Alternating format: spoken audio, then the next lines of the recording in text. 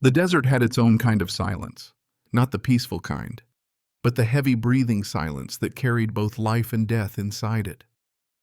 It was dawn at Fort Coyote, a U.S. Army installation buried deep in the Mojave Desert. The sky was still bruised from the night before streaks of violet and rust stretched across the horizon. The air shimmered with heat long before the sun arrived. Captain Evan Cole stood at the edge of the perimeter fence, coffee in hand, watching another day wake up over the wasteland. He had been stationed there for almost a year now, long enough to know the desert never gave you anything for free. Not mercy, not miracles. For him, mornings were a ritual. One sip of bitter coffee, one long look at the empty horizon, one silent prayer that nothing unusual would happen today. But that was the morning everything changed. At first he saw movement in the heat haze, just a shimmer, nothing more. Out here mirages were as common as dust. But then the shape thickened, a dark outline staggering through the sand. Evan narrowed his eyes, lowering his cup. The desert was flat and open. Nothing living usually crossed it at this hour. Then the shape came closer, limping uneven but determined. It was a dog. A German shepherd, large and powerful but battered. Its coat was matted with dust and blood, its steps heavy. Something hung across its shoulders. No, not something, someone. A little girl. She was draped over the dog's back like a broken doll, her small arms dangling, her head resting on his neck. Evan froze. The cup slipped from his hand, shattering against the concrete. He ran toward the gate, shouting into his radio. "Base command, this is Cole.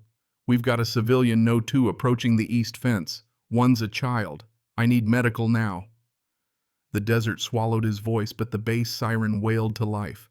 When the gate opened, the dog didn't hesitate. He pushed forward through the sand, his breath ragged, every muscle trembling. Yet he moved with purpose, as if he'd been walking for miles and miles, guided by something greater than instinct.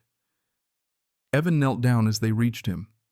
The shepherd stopped a few feet away, panting, eyes locked on his. There was intelligence there, pain, but also clarity. He lowered the girl gently onto the ground, then took one unsteady step back and collapsed beside her. Her skin was pale, her lips cracked. She was barefoot, her feet torn from walking through desert rock. Her face, small, delicate, was covered in soot and faint bruises. "Jesus," Evan whispered.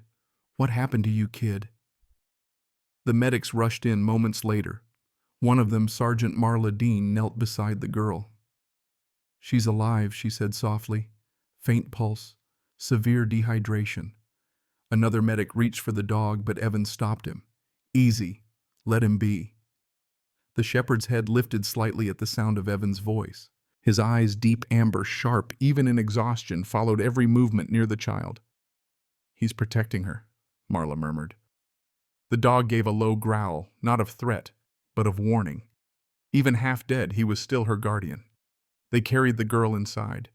The dog tried to rise, but his legs trembled and gave out. Evan bent down and slipped his arms under the animal, grunting as he lifted him.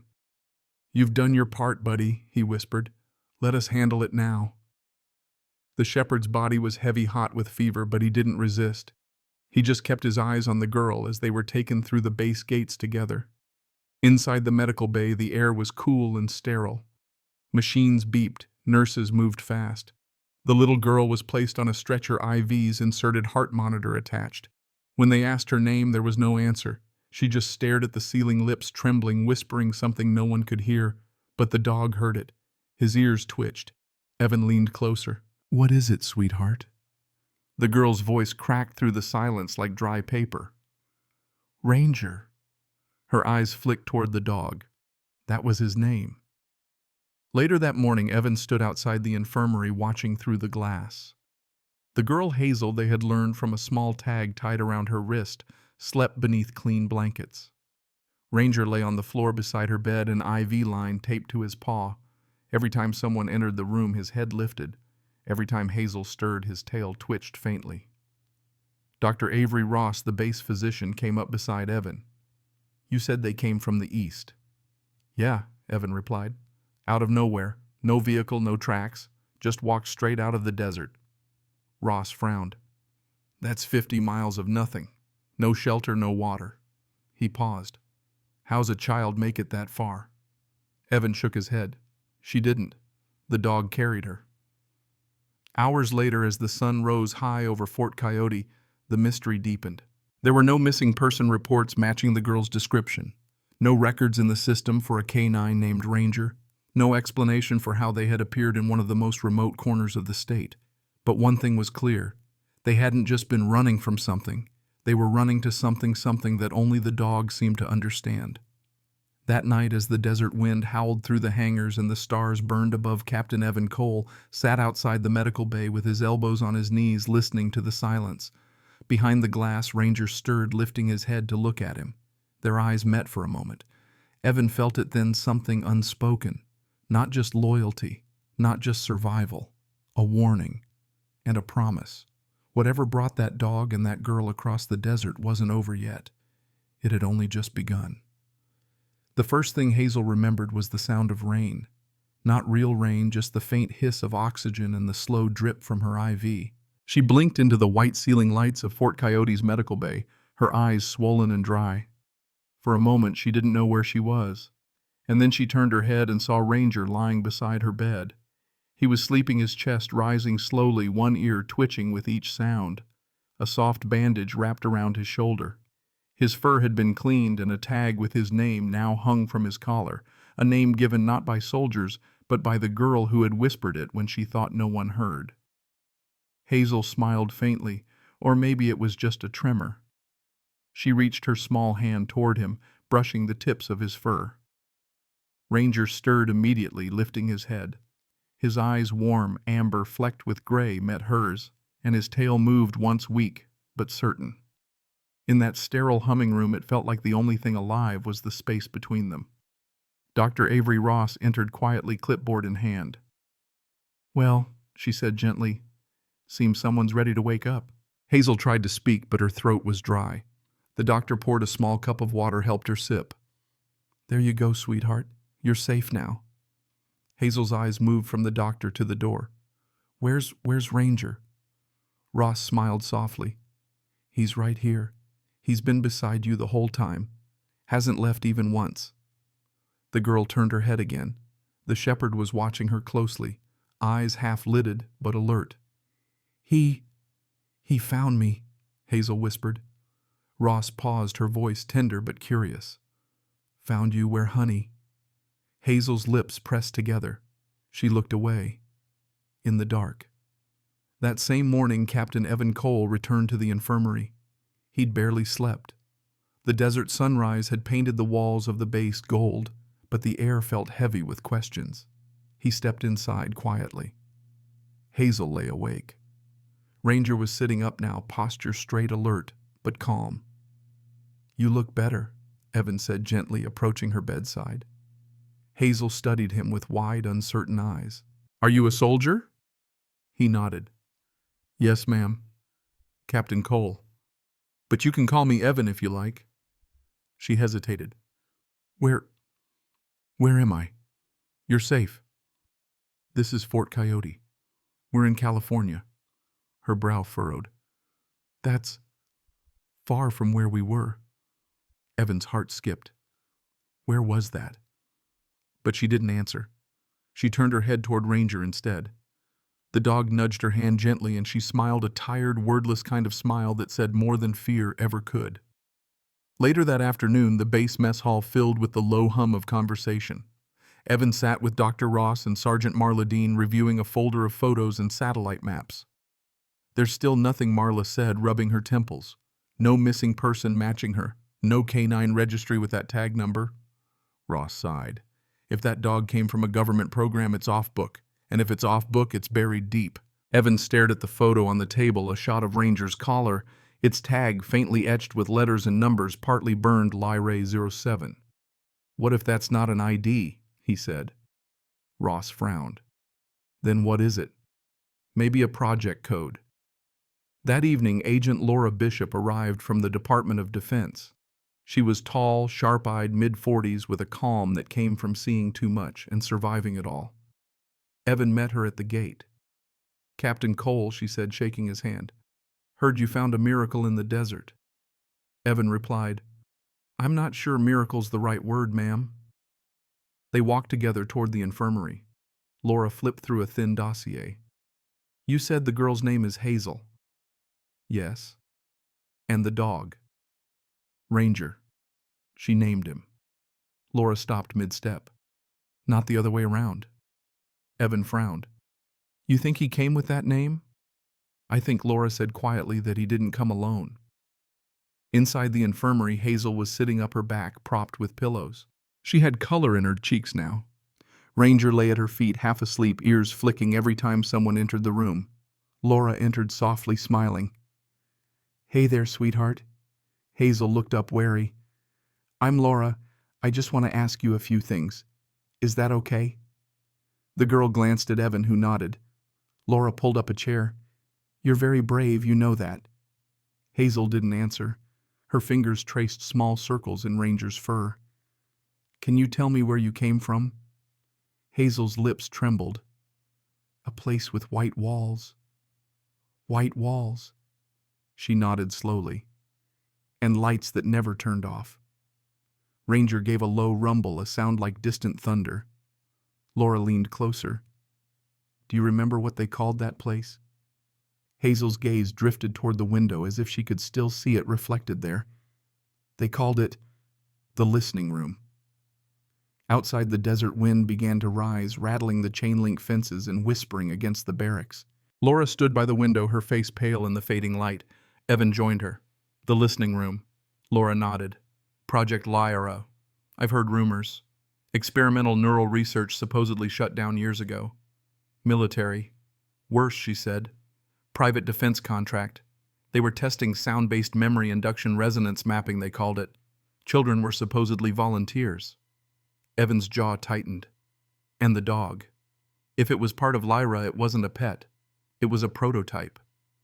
Night fell heavy over Fort Coyote. The power flickered once briefly. Outside, sand danced across the floodlights like ghosts. Hazel couldn't sleep. She lay in her bed staring at the ceiling.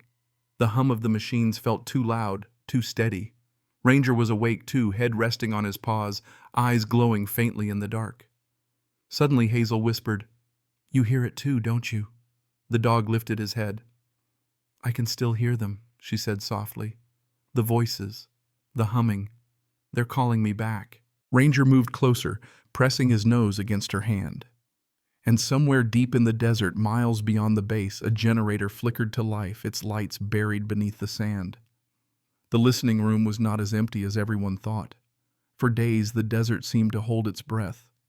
At Fort Coyote, life moved with the rhythm of routine, the hum of trucks, the hiss of drills, the metallic echo of boots across concrete.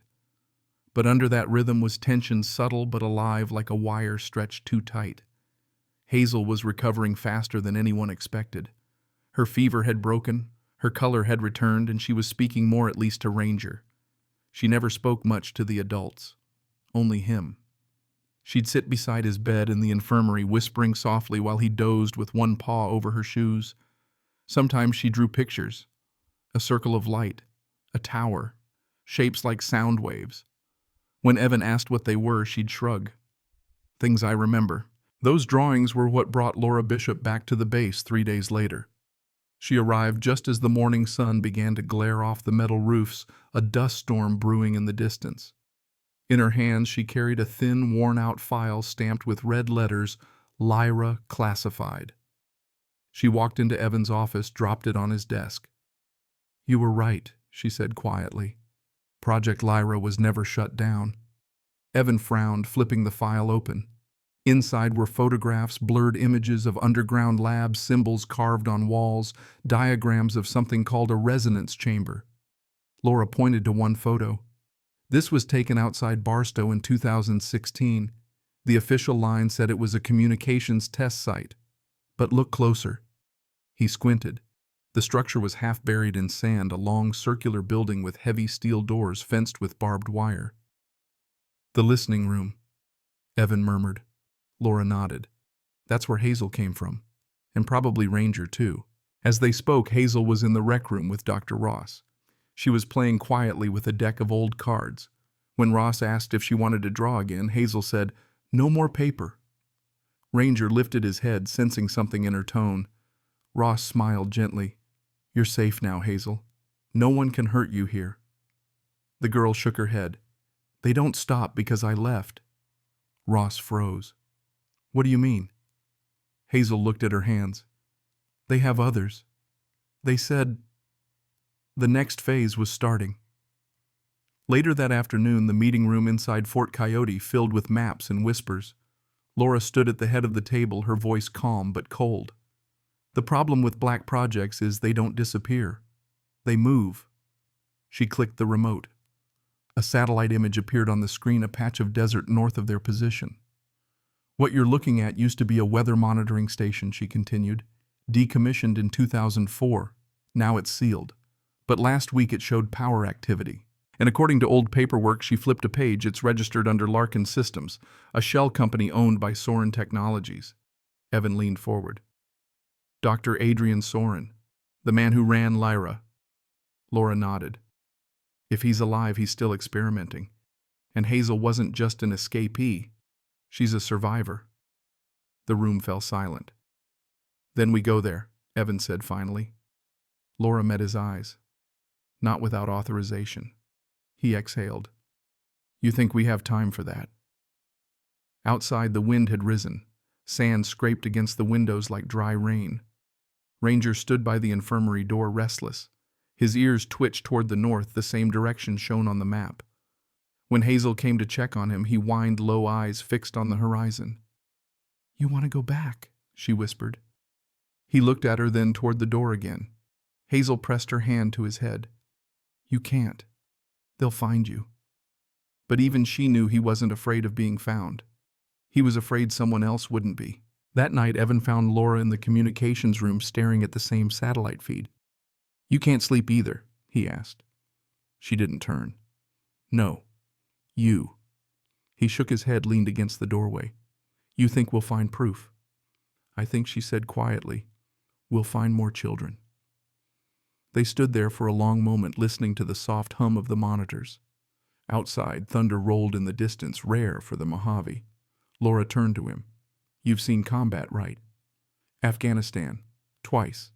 Then you know what happens when people stop asking why." He looked at her. "You think that's what happened to Soren? I think he started asking the wrong kind of why." By morning, the storm had passed, leaving the desert washed clean, the sky sharp as glass. Evan gathered his small recon team, Sergeant Dean, Technician Mason Lee, and 2 others. Laura would coordinate from the base. Hazel sat on the steps near the motor pool, clutching a small notebook. When Evan passed by, she looked up. "You're going after them." He hesitated. "How did you—" "I can feel it," she said. "When they turn the lights on, it's like a ringing in my head." Ranger stood beside her, tail still watching Evan. "Will he be all right if I borrow him?" Evan asked gently. Hazel shook her head. "He doesn't belong to me. He belongs to the ones who need him." Evan knelt down, looked the shepherd in the eyes. "You ready, Ranger?" The dog gave one slow blink, then padded toward the truck without hesitation. The drive north was long and silent. Sand stretched in every direction, interrupted only by twisted remnants of old telephone poles. The sun climbed mercilessly, bleaching the horizon to white. After 2 hours, Mason spotted at a chain-link fence half buried in dust, a rusted sign that read Restricted Area Weather Station 19. They parked a mile away and approached on foot. Up close, the place looked dead. But when Evan knelt by a vent shaft, he felt it, a soft vibration like a heartbeat beneath the ground. "Power," Mason whispered.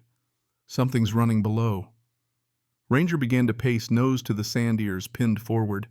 Then he stopped, pawed at a half-buried hatch. "Looks like an access panel," Dean said. "Welded shut. Can you cut it?" "With time." They worked in silence, tools scraping metal.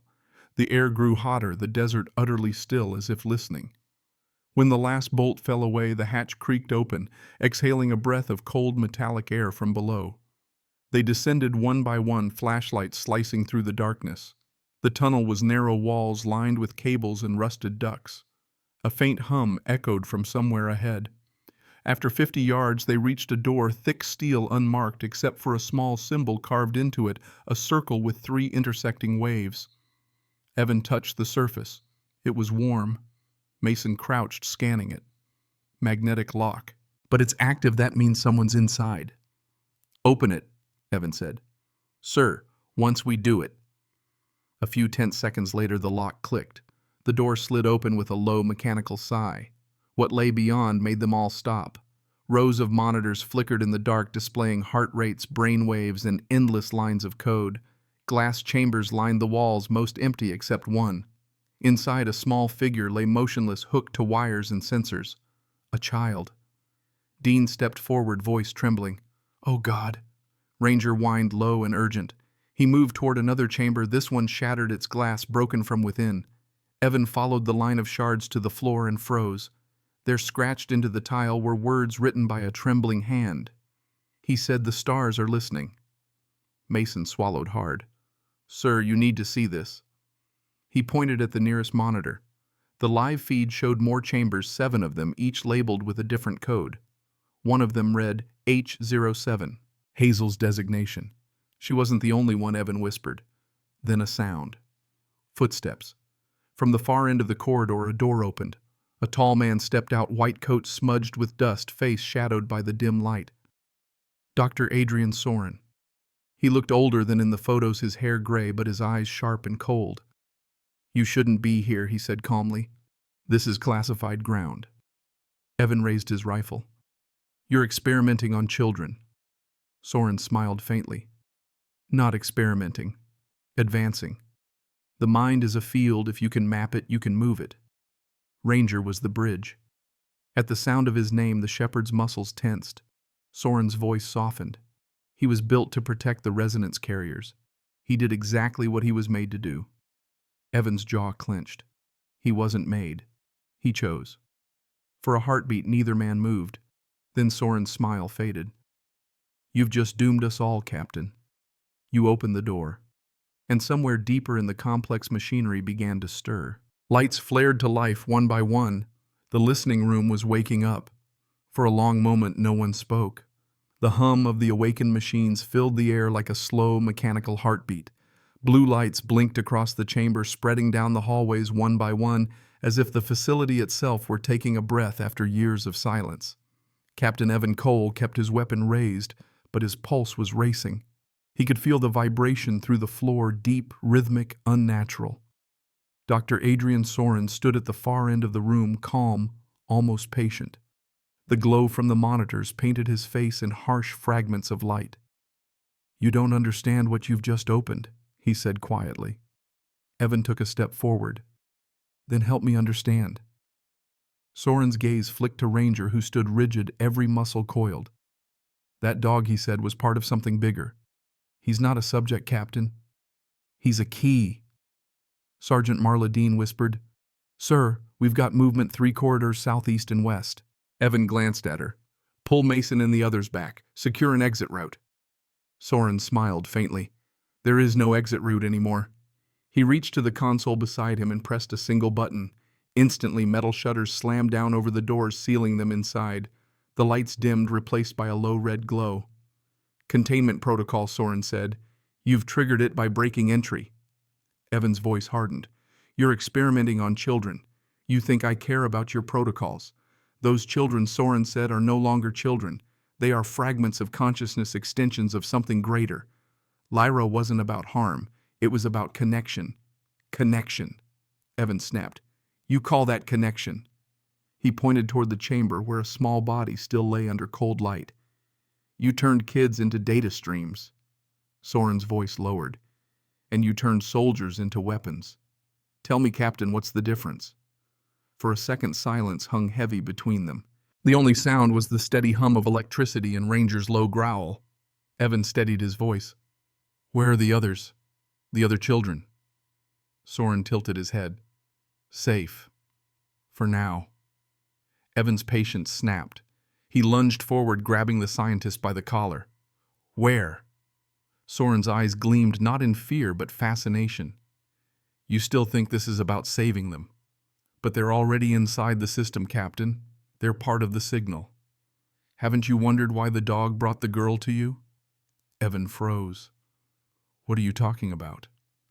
Project Lyra built bridges between organic minds and electromagnetic patterns. Ranger was our first success. He was designed to hear what no human could: frequencies of memory, emotion, fear. When the system collapsed, he did what he was made to do. He looked toward the shepherd. He found the source of the signal. He found Hazel. Outside the sealed chamber, Mason's voice came through the radio. "Captain, we're losing comms. There's interference across all channels. The signal's everywhere. It's bouncing back at us." Evan pressed his earpiece. "Fall back to the entrance. Keep it open." But before Mason could respond, the line crackled, then went dead. Ranger's ears perked. He turned his head toward the dark corridor to the right and growled. "What is it, boy?" Evan murmured. The dog took a step forward, sniffing the air. Then he barked once, short, sharp, before running into the shadows.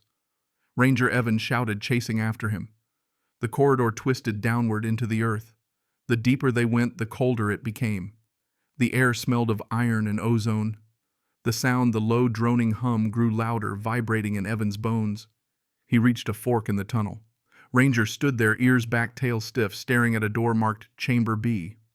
Evan hesitated only a second before opening it. Inside was a massive circular room lined with cables and glass pods. 5 of them were still intact. And inside 5 children, motionless, suspended in a pale blue light. Their faces were calm, almost serene, but the sight froze Evan where he stood. He whispered, "Oh, God."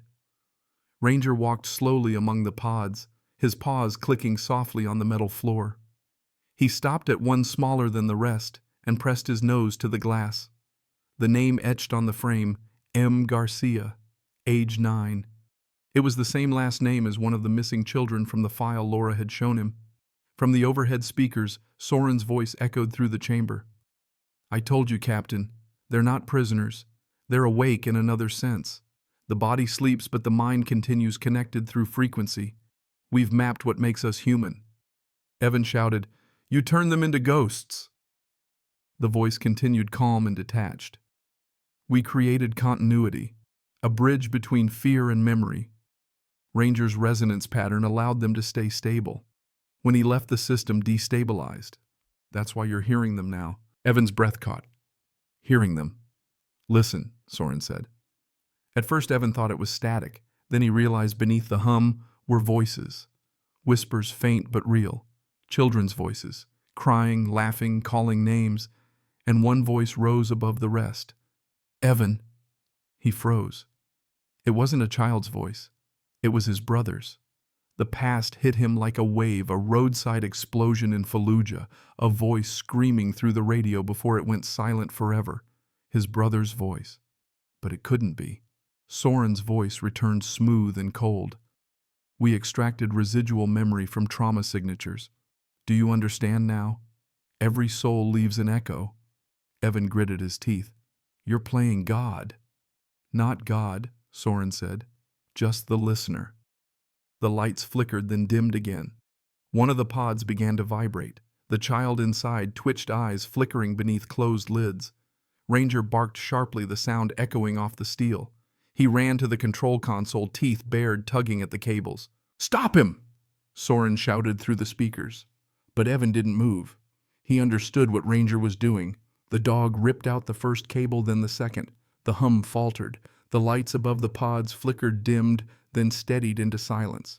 Soren's voice rose, furious now. "You don't understand. If you shut it down, you'll kill them." Evan looked at the pods, still glowing faintly, and whispered, "No, we'll free them." Alarms erupted. Red lights flashed across the room. Marla's voice crackled through the comms again. "Captain, we're breaching the outer door."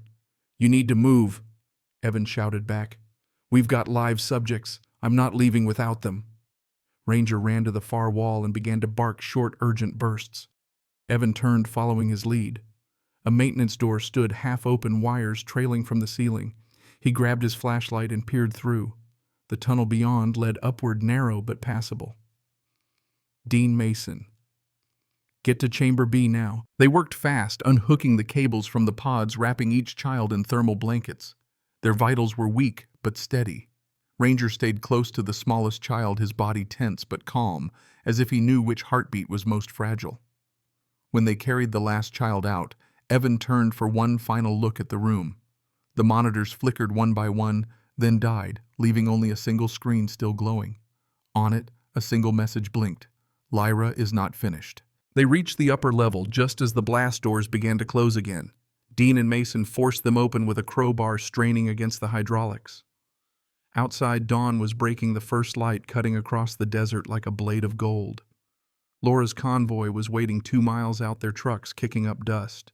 When she saw the children being carried out, she ran forward, tears glinting in her eyes. Evan stumbled beside her, exhausted but alive. "We got them. 5 kids. They're breathing." Laura nodded, voice trembling. "And Soren?" Evan looked back toward the dark hatch. "Gone. The place started collapsing after we cut the main power." But he didn't believe it. Not fully. As the medics worked, Hazel stood near one of the ambulances, wrapped in a blanket. When she saw Ranger emerge from the dust, her face lit up. She ran toward him, wrapping her arms around his neck. He leaned into her, closing his eyes. "You found them," she whispered. Ranger gave a soft chuff, as if to say yes, but not all. Laura approached Evan quietly. "We'll take the kids to Edwards for quarantine." "Secure facility. They'll get care." Evan nodded. "And Ranger?" She smiled faintly. "He's earned his freedom." Evan glanced at the shepherd standing proudly beside Hazel, the rising sun painting his fur in shades of gold and silver. "He's more than free," he said. "He's the reason any of us are standing here." That evening the desert was quiet again. Fort Coyote shimmered in the distance, its metal rooftops reflecting the dying light. Evan stood alone by the perimeter fence, watching the horizon fade. Ranger sat beside him, tail brushing the dust, eyes fixed on the same direction. "You know," Evan said softly, "I used to think some things were beyond saving." The wind stirred the sand around them, whispering like old ghosts. "But maybe," he continued, "it's not about saving. Maybe it's about finding each other before it's too late." Ranger turned his head, pressed his muzzle gently against Evan's hand. For the first time in years, Evan smiled. And in that silence, somewhere far beneath the desert, a single light flickered back to life. Project Lyra was listening again. The Mojave sunrise came slow that morning. Not blazing like fire, but soft, pale, almost hesitant, as if the desert itself wasn't sure what it had just witnessed. Fort Coyote had been quiet through the night. The rescued children slept under watch, their heart monitors glowing faintly in the dim light of the infirmary. The air smelled of antiseptic and dust. Captain Evan Cole hadn't slept. He sat alone in the mess hall, a half-empty cup of black coffee cooling in his hands. The adrenaline was gone, but the questions remained circling like vultures over what they'd found beneath the sand. He looked at his reflection in the metal cup. The same tired eyes. The same face that had seen too much. Only this time it wasn't war that haunted him. It was science. Agent Laura Bishop entered quietly. She wasn't wearing her jacket anymore, just a faded gray t-shirt and fatigue pants. Her eyes were sharp but weary. "You should rest," she said softly. Evan gave a tired smile. "Rest? That's a foreign word around here." She poured herself a cup of coffee and sat across from him.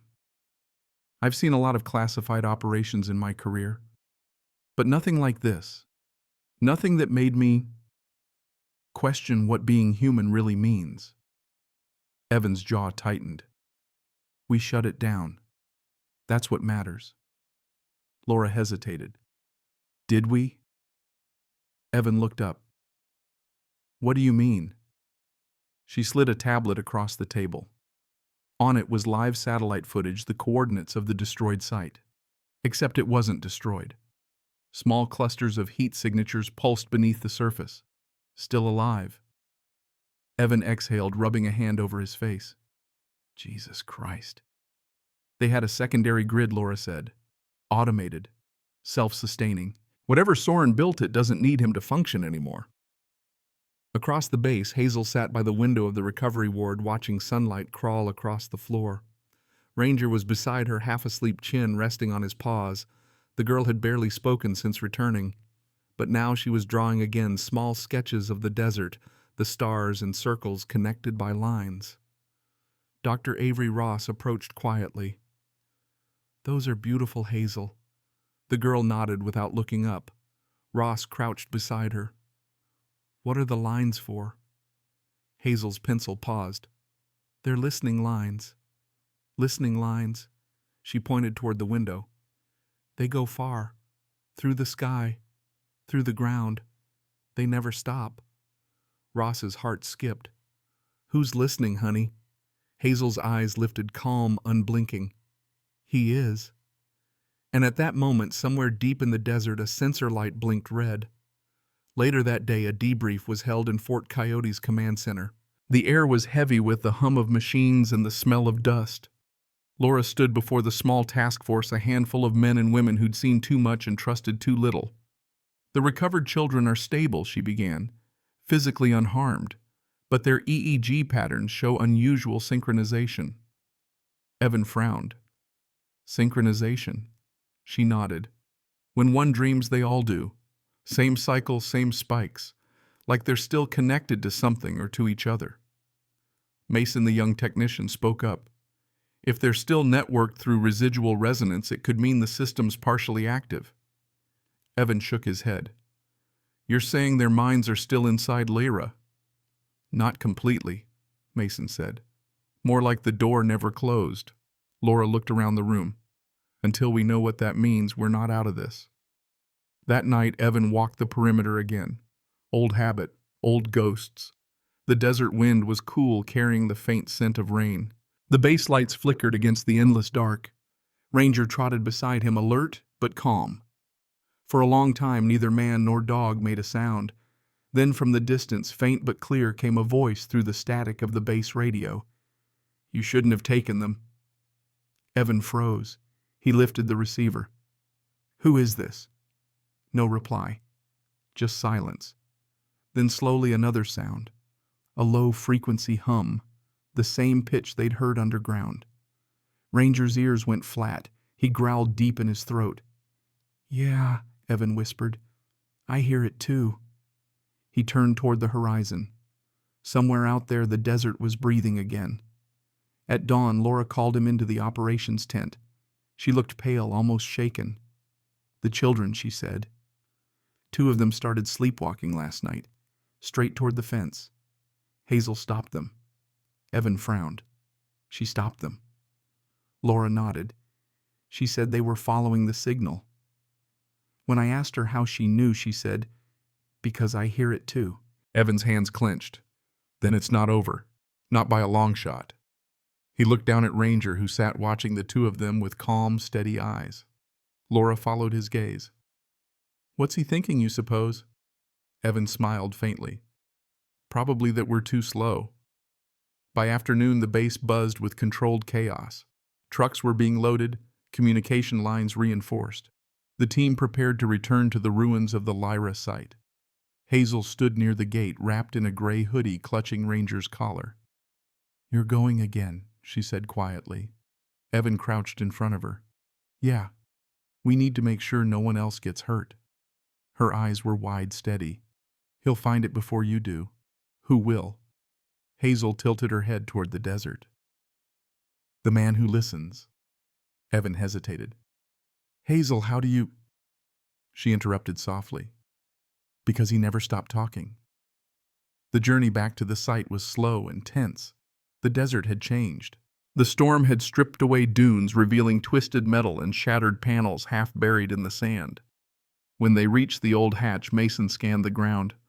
"Sir, we've got heat pockets underground. It's active again." Evan exhaled. "Then we finish it this time." Ranger led the way down the narrow shaft.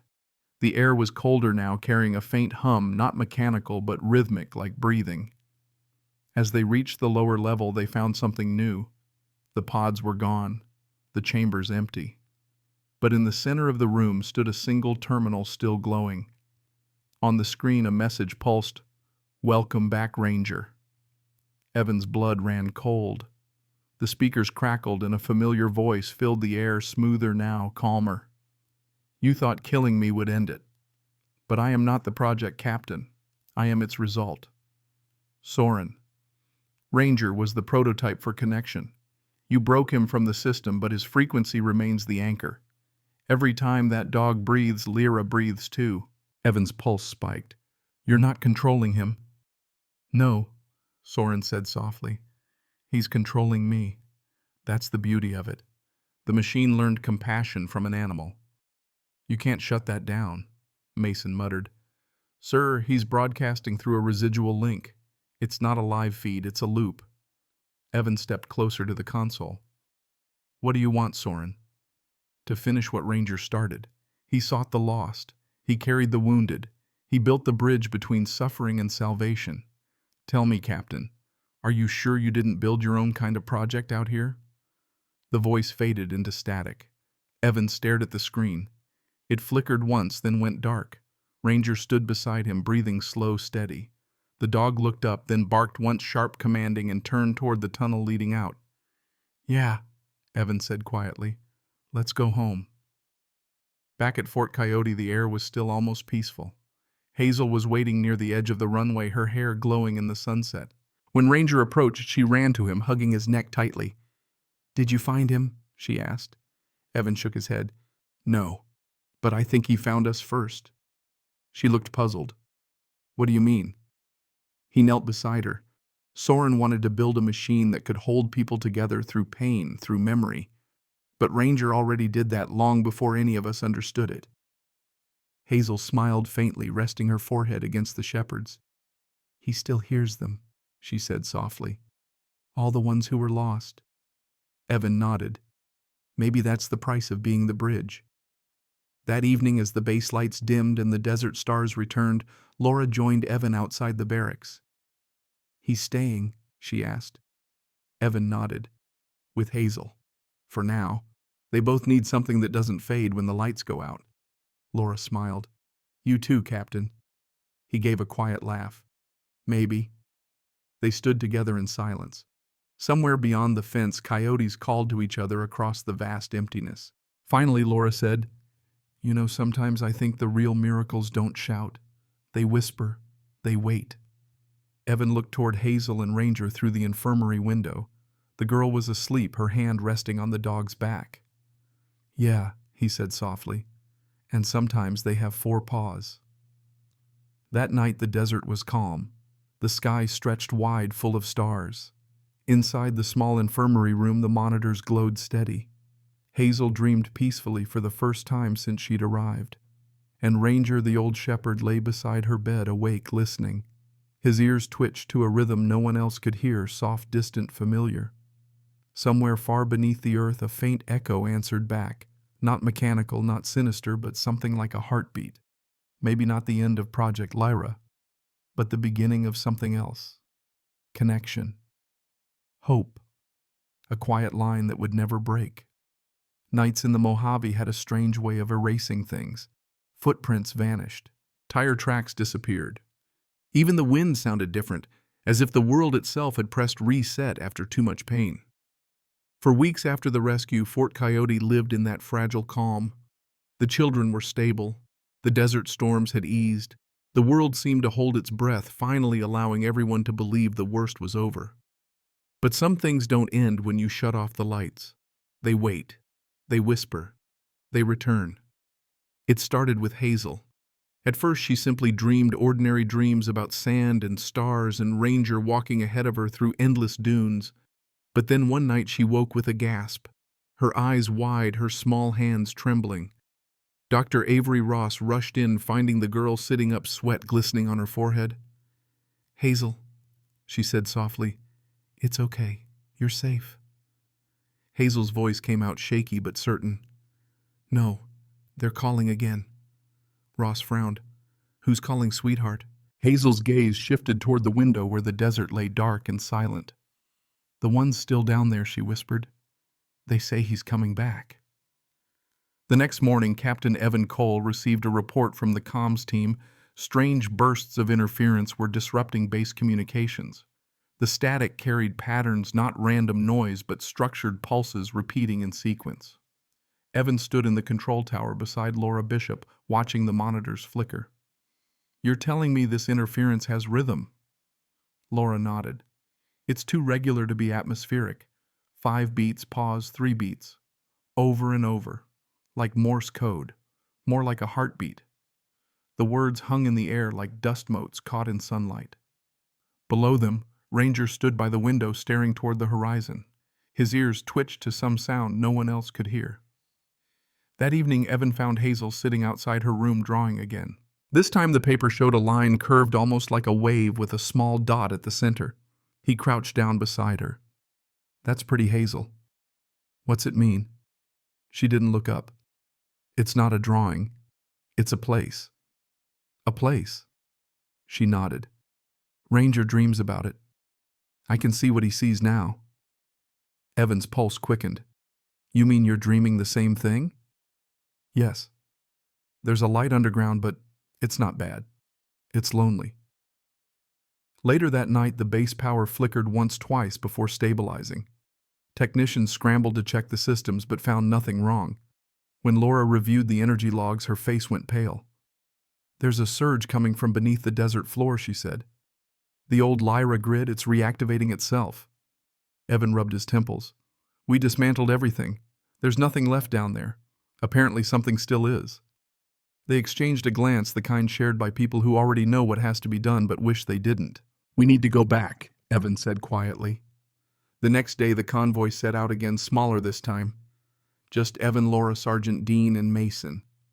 Ranger rode in the back, silent but alert, his eyes fixed on the open desert ahead. Hazel stood at the gate clutching a folded piece of paper.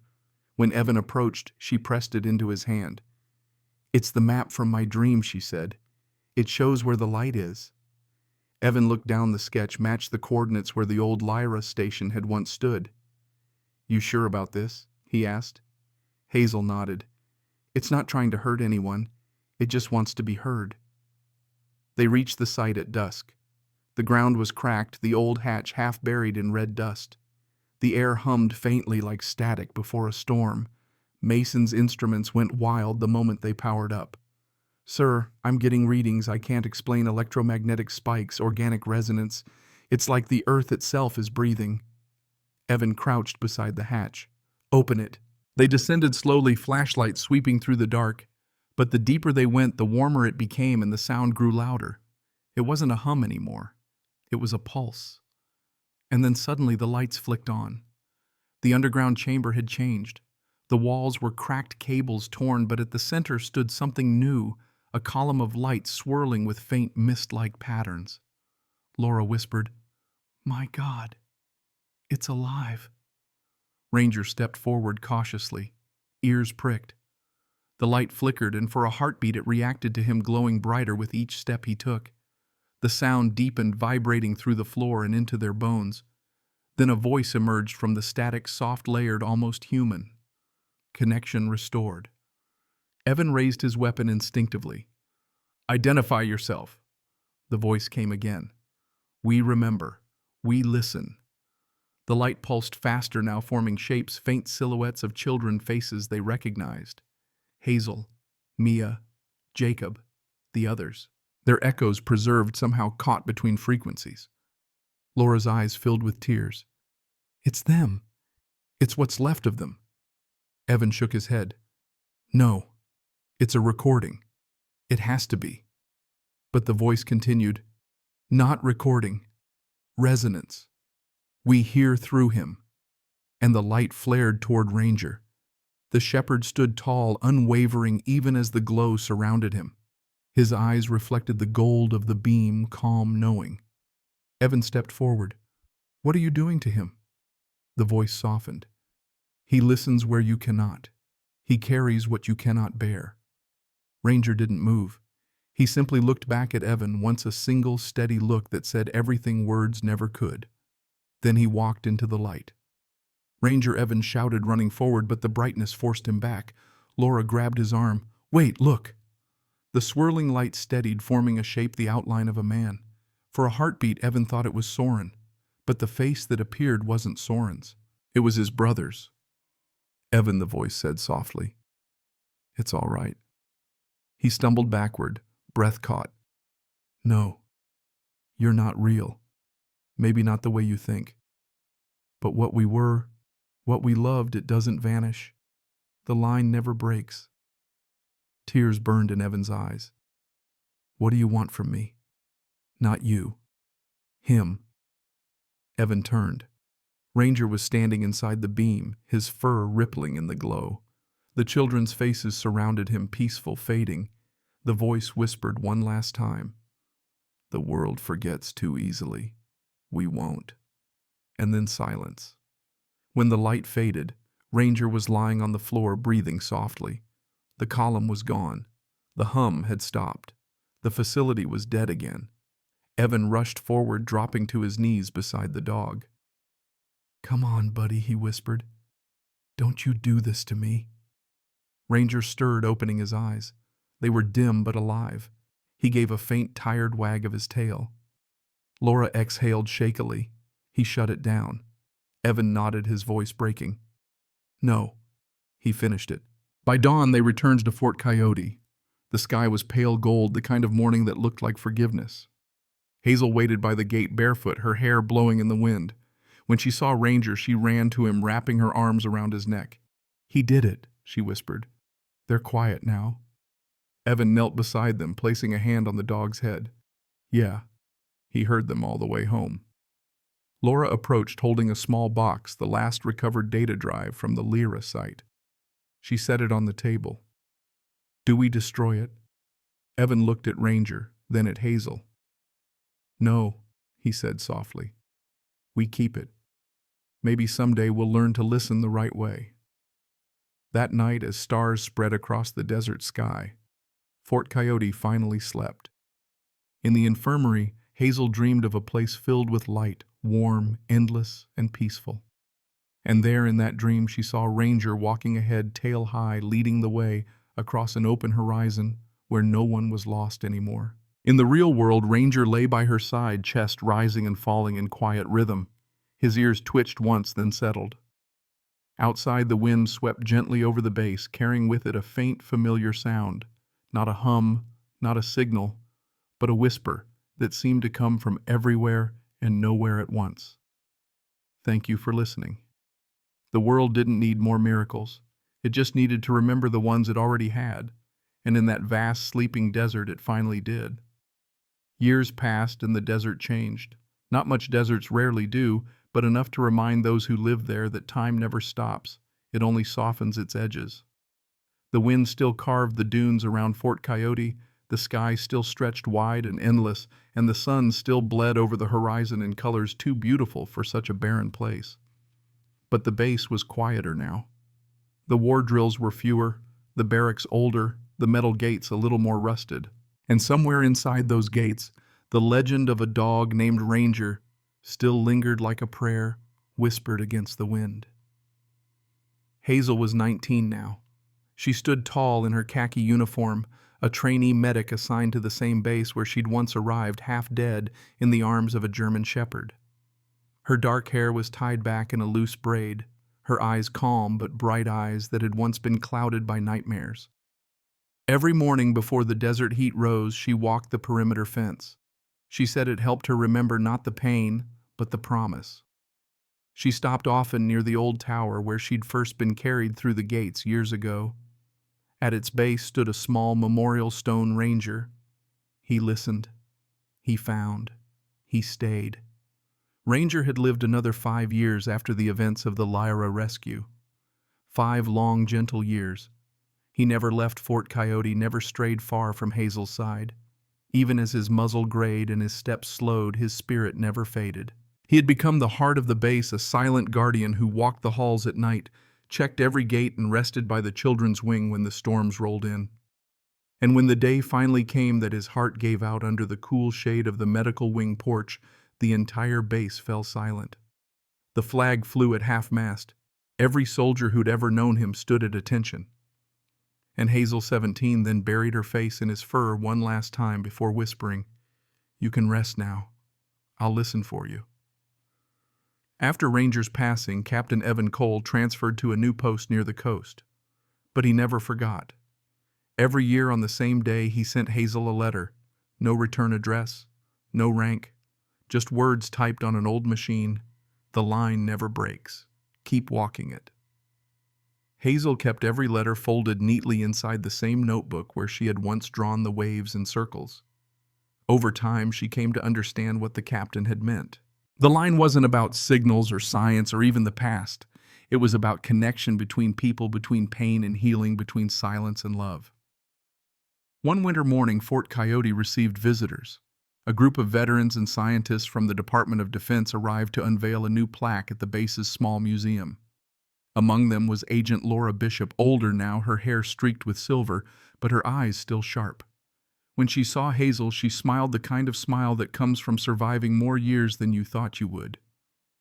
"You've grown," Laura said softly. Hazel laughed. "So have you." Laura nodded toward the courtyard. "I'm told the memorial's you're doing." Hazel's gaze followed her hand to the bronze statue that now stood under the desert sun. Ranger head raised, looking east toward the horizon where the wind never stopped moving. "I just wanted people to remember," Hazel said. "He wasn't a project. He was the best listener I ever knew." Laura smiled sadly. "He still is." That evening, Laura stayed for dinner in the mess hall.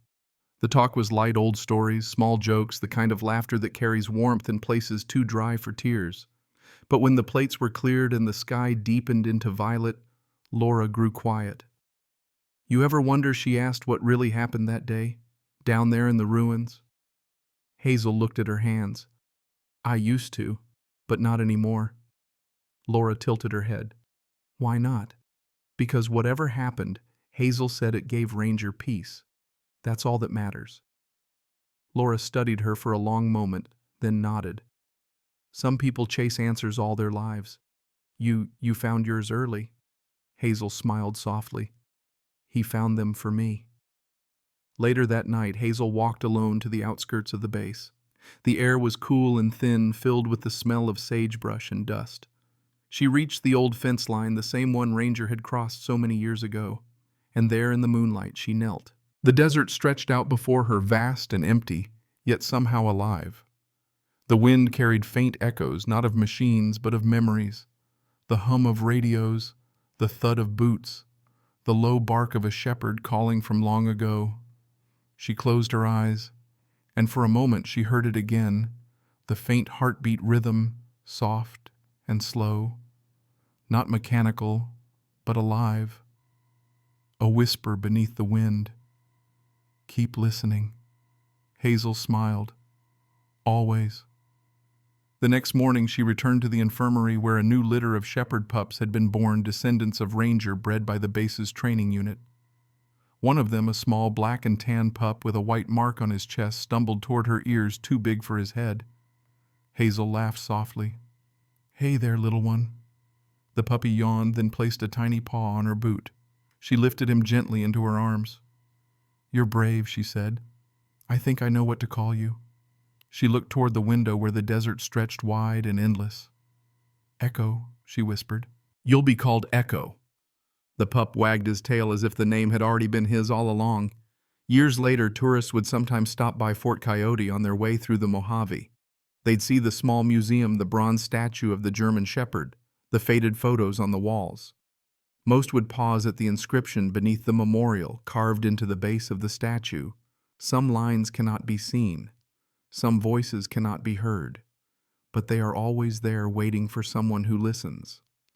On quiet nights when the desert was still and the stars hung low over the horizon, the soldiers at Fort Coyote swore they could hear something faint beyond the fences, not quite wind, not quite sound.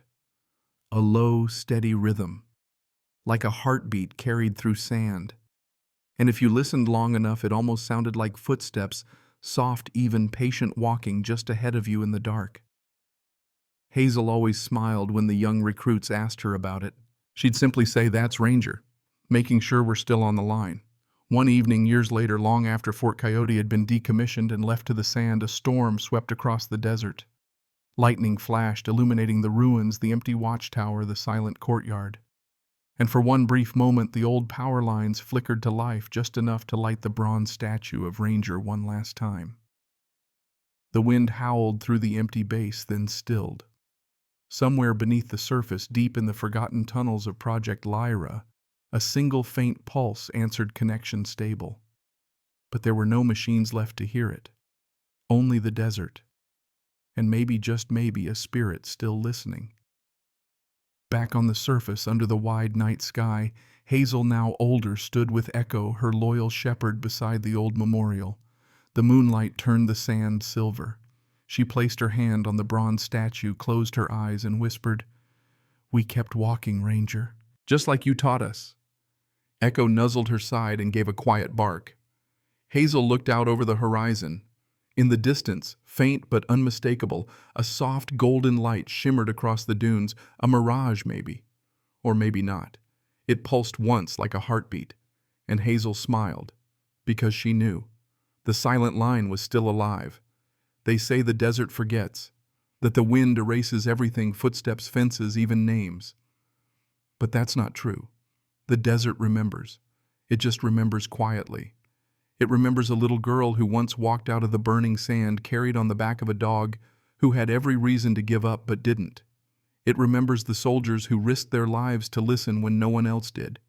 And it remembers a bond that defied reason, science, and time itself. That bond had no wires, no code, no name in a file. It was made of breath, loyalty, and something the world's smartest minds still can't measure: love. People still visit Fort Coyote sometimes. They stand by the old statue, brush the dust from the bronze, and wonder if any of it really happened. Some say the story's too perfect, too poetic a myth, maybe told by soldiers to pass the night. But others swear that on calm nights when the wind's just right, you can hear it. Not the hum of a machine or the whisper of static, but the steady rhythm of a heartbeat under the sand. A reminder that connection doesn't end when the signal fades. It just finds another way to reach you. Ranger was never built in a lab, not really.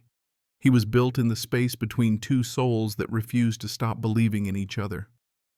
And Hazel, the child who once couldn't speak without trembling, grew into the kind of woman who could silence a room just by standing in it. She never claimed to understand what happened under the desert. She just said that sometimes when she closed her eyes, she could still feel him there, not watching, not haunting, just listening. That was enough. You see, we spend so much of our lives searching for meaning in words and faith in the noise of a world that never stops shouting. But sometimes the truth comes quietly. It comes on 4 tired paws covered in dust. It lies down beside you when the world feels too heavy. And it listens. Because real connection, the kind that saves us, doesn't come from the loudest voice. It comes from the gentlest one. The one that stays. If you've ever lost someone, if you've ever stood in silence and wished they could hear you, maybe they can. Maybe the line between here and there isn't gone at all.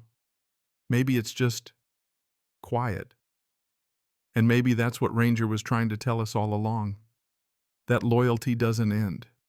That love doesn't vanish. And that even in a world built on static and noise, there's still a signal strong enough to reach us. It's in the way we remember. In the way we keep walking. In the way we keep listening, even when no one answers back. So if you ever find yourself out there standing under a sky so wide it makes you feel small and you hear something soft just beneath the wind, don't be afraid. That's not the past. That's not an echo. That's a promise. A voice that never fades. A line that never breaks. A reminder that you were never walking alone.